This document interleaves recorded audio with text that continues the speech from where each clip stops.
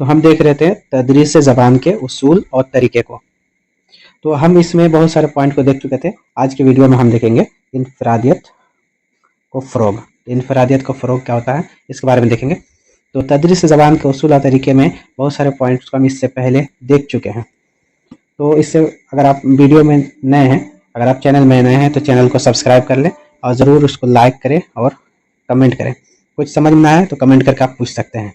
तो इससे पहले हम 6 वीडियो बना चुके हैं। ये हमारा 7वां वीडियो है।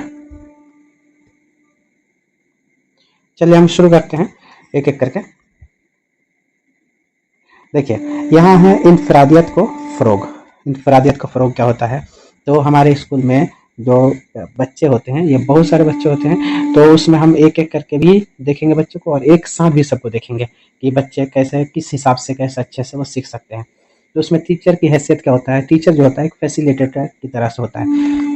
टीचर एक होता है फैसिलिटेटर की तरह। तो टीचर क्या करता है? बच्चों को गाइड करता है कि आपको कैसे सीखना है। हमेशा खुद ही सिखाते नहीं रहता है, बल्कि वो बच्चों को गाइड करता है। बच्चे खुद ही सीखते हैं और टीचर देखते हैं कि कहाँ गलती हो रही है, बस उस गलती को ठीक करते हैं। चलिए हम शुरू करते हैं और देखते हैं एक एक करके। देखिए इनफरादियत को फ़रोग। हर बच्चा अपने आप में अनोखा होता है। क्लासरूम में बहुत सारे बच्चे होते हैं, तो उसमें हर बच्चे की अलग अलग टैलेंट है। उस टैलेंट को आपको पहचानना है, ठीक है।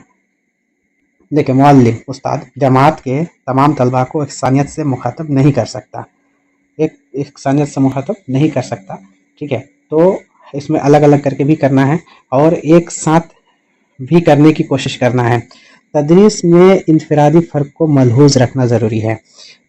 तदरीस क्लासरूम में जब आप एक साथ सबको पढ़ाते हैं, तो उसके सबको एक साथ पढ़ाने के साथ साथ आपको एक एक बच्चे पर भी अलग से आप पे नज़र रखना पड़ेगा आपको, तभी आप एक कामयाब टीचर हो सकते हैं।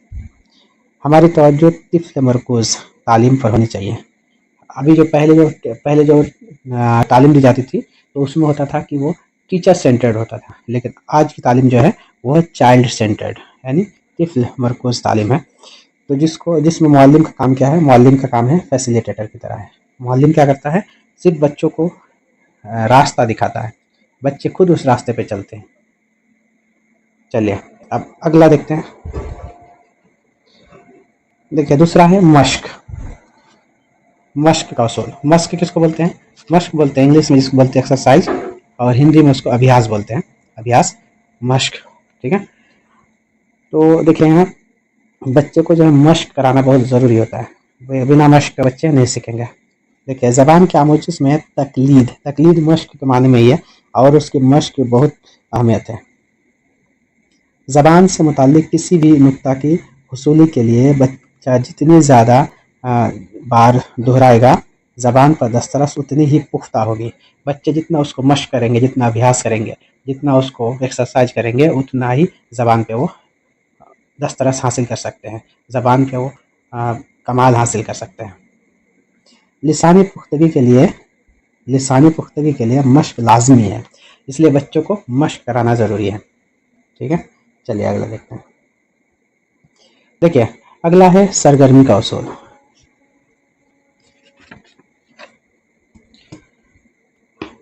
हम यह बात बेहतर तौर पर जानते हैं कि बच्चे सुनने के मुकाबले करके ज़्यादा जल्दी से सीखते हैं। बच्चे जो हैं, जब क्लासरूम में जब कोई चीज़ आप बोलते हैं तो बच्चे उसको सुनते हैं और सुनने के साथ साथ उसको सीखने की कोशिश करते हैं। लेकिन वही चीज़ अगर आप उसको करके दिखाएं, अगर करने की कोशिश कराएं कि बच्चे उस चीज़ को करके ही सीखें, तो उससे क्या होता है? बच्चे जल्दी सीखते हैं। तो उसके लिए आपको क्या करना पड़ेगा? क्लासरूम में सरगर्मी वाला माहौल पैदा करना पड़ेगा, जिसमें खेल के ज़रिए बच्चे सीख सकते हैं, बच्चे क्विज़ के ज़रिए सीखते हैं, ठीक है। इस तरह से उसको करके सिखाना है। ज़बान की क्लास में यह कमज़ोरी है कि उसमें सरगर्मियों का इस्तेमाल कम होता है। देखिए और भी दूसरे जो सब्जेक्ट हैं उसमें जो है सरगर्मी बहुत ज़्यादा होता है, लेकिन जो ज़बान की क्लास है उसमें बहुत कम होता है। लेकिन फिर भी अगर आप गुंजाइश निकालें तो उसमें सरगर्मी आप कर सकते हैं, जैसे उर्दू ग्रामर के ज़रिए से, या आप ऑब्जेक्टिव टाइप से करके, या खेल के ज़रिए से बहुत सारा चीज़ करा सकते हैं। और सुनने और निसाबी किताब पर ज़्यादा ज़ोर दिया जाता है। निसाबी किताब जैसे उसका सिलेबस इतना ज़्यादा होता है, तो उसको ख़त्म करने में पूरा साल ख़त्म हो जाता है, जिसकी वजह से क्या होता है कि निसाबी किताब पर ही ज़्यादा ज़ोर दिया जाता है। जबकि निसाबी किताब के साथ साथ आपको सरगर्मी بھی कराना होगा। ज़बान की आमोजिश के लिए सरगर्मी लाजमी है। ज़बान की आमोजिश चाहे किसी भी चीज़ की आमोजिश के लिए हो तो आपको सरगर्मी कराना पड़ेगा। उससे क्या होता है कि बच्चे ज़्यादा से ज़्यादा सीखते हैं। चलिए, और एक है इसमें ये तदरीसी उसूल की पाबंदी। तदरीसी उसूल की पाबंदी है। तो इसमें देखिए कि तदरीसी उसूल बहुत सारे हैं, जिसमें से कुछ है कि मिसाल से उसूल की जानिब। क्या है? मिसाल से उसूल की जानिब। और एक है सहल से मुश्किल की जानिब। तो मिसाल से उसूल की जानिब इस तरह से होता है, जैसे आप इस्म पढ़ा रहे हैं तो इस्म में आप पूछ सकते हैं एक एक करके बच्चों को। जैसे इस्म की तारीफ जैसे है कि किसी चीज़, जगह, आदमी और कैफियत को इस्म कहते हैं। ठीक है, तो इससे किसी चीज़ जैसे टेबल, बच्चों को पूछेंगे कि ये क्या है, बच्चे बताएंगे टेबल। पहले मिसाल बताना, उसके बाद उसूल की तरफ जाना है। ठीक है, तो पहले क्या करेंगे, बच्चे से पूछेंगे कि क्या है, बच्चे बताएंगे टेबल है।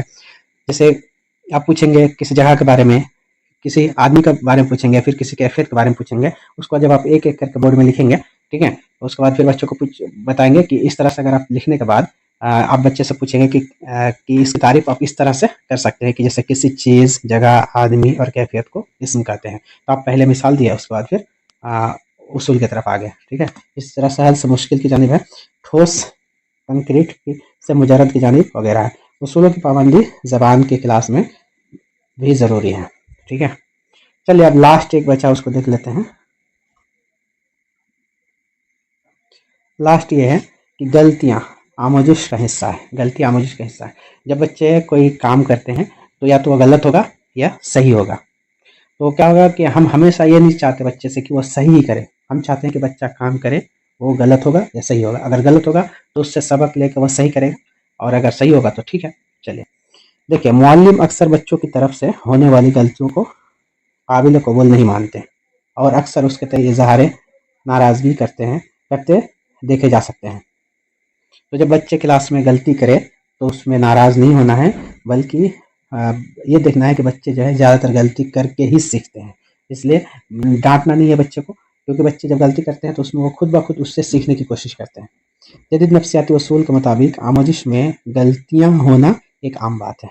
हर चीज़ में गलतियाँ होती हैं, लेकिन गलती होने के बाद गलतियों से अगर जो सीखता है तो उस चीज़ को वो ज़्यादा देर तक याद रख सकता है। ठीक है, इसमें मुअल्लिम को हैरानी और नाराज़गी नहीं होनी चाहिए। बच्चे गलतियाँ करके ही सीखते हैं। मुअल्लिम को बच्चों की गलतियाँ का तज्ज़िया करके उनकी फ़िक्र को समझने की कोशिश करनी चाहिए। तो इससे पता चलता है कि गलतियों पे बच्चों पे गुस्सा नहीं होना है, बल्कि बच्चे जो है वो गलतियाँ करके ही सीखते हैं।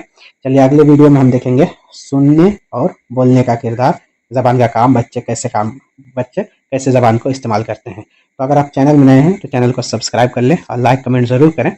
और अगर किसी को नोट्स चाहिए, कंप्लीट नोट्स हैं, किसी को भी चाहिए नोट्स, तो व्हाट्सअप दिया गया नंबर जो है व्हाट्सअप का, उसमें आप कॉल या मैसेज करें। हमारा नंबर है 94 30 87 14 32। ये नंबर है, इस नंबर पे व्हाट्सअप करें। ठीक है, देखिए आपके लिए कंप्लीट नोट बनाया गया है। देखिए कंप्लीट नोट है, जिसमें एक एक चीज़ को शामिल किया गया है। देखिए कंप्लीट नोट आपके लिए एक एक चीज़ इसको शामिल किया गया। जिसको भी नोट चाहिए दिए गए नंबर पर व्हाट्सअप करें।